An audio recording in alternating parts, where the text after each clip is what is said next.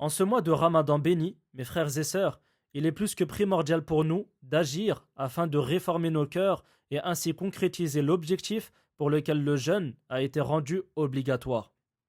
En effet, nous savons tous que le jeûne a été prescrit afin que nous atteignions la piété. Cependant, combien parmi nous connaissent les étapes à suivre pour réformer nos propres personnes?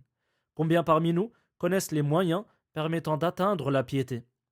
À titre d'exemple, nous savons tous que l'ostentation est un acte formellement interdit en islam.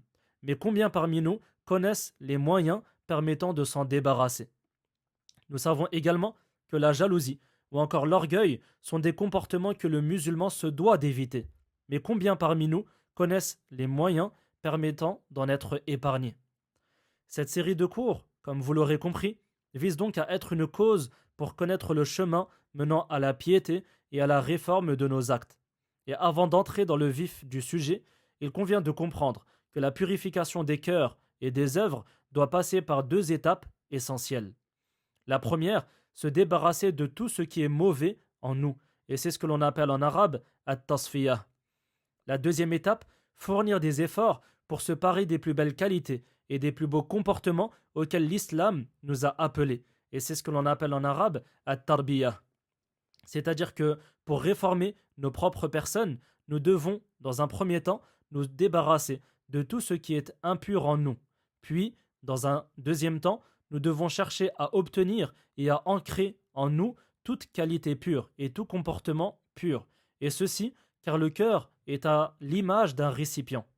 S'il est souillé par une impureté, il faudra d'abord le vider et bien le nettoyer avant de chercher à le remplir d'une substance pure.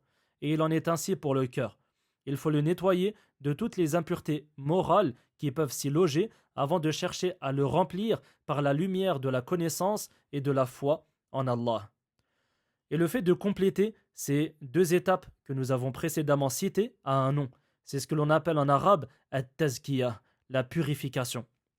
Et c'est un sujet tellement important qu'Allah nous a informé que celui qui aura réussi à purifier son âme aura certes réussi et fera partie des bienheureux. Allah a dit à la sourate 91, verset 9, Qad aflaha man zakkaha.